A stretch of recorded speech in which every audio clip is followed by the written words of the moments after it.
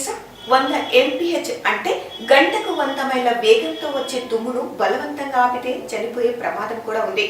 లండన్లోని 34 ఏళ్ల వ్యక్తి తుమ్మును ఆపేందుకు ముక్కు, రంధ్రాలు, నోరు ఒకేసారి మూశాడు. దీంతో అతడి గొంతు మధ్య అంతర్గతంగా రంధ్రమైంది.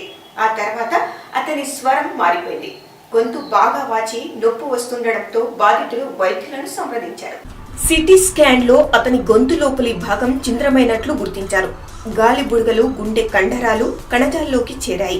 దీనివల్ల ప్రాణానికి ముప్పు వాటిల్లే అవకాశం ఉందని గుర్తించిన వెంటనే అతనికి చికిత్స అందించారు. వారం రోజుల పాటు ఆసుపత్రిలో చికిత్స అందించిన తర్వాత అతను కోలుకున్నాడు. తుమ్ము వల్ల చాలా శక్తివంతమైన గాలి శరీరం నుంచి ముక్కు, నోటి ద్వారా బయటికి వస్తుంది. దాన్ని ఆపితే అది శరీరంలోని అంతర్గత భాగాలపై ప్రతిచర్య చూపెడుతుంది.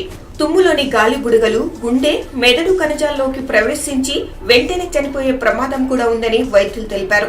తుమ్మును బలవంతంగా ఆపితే మెదడులోని రక్తనాళాలు సైతం పగిలిపోయే ప్రమాదం ఉందని యూకేలోని యూనివర్సిటీ హాస్పిటల్స్ ఆఫ్ లిచెస్టర్ కు చెందిన వైద్య నిపుణులు హెచ్చరించారు. కాబట్టి ఇకపై ఎప్పుడైనా తుమ్ము వస్తే బలవంతంగా ఆపే ప్రయత్నం చేయొద్దు. తుమ్ములు ఎక్కువగా వస్తుంటే రుమాలు అడ్డుగా పెట్టుకోవాలి.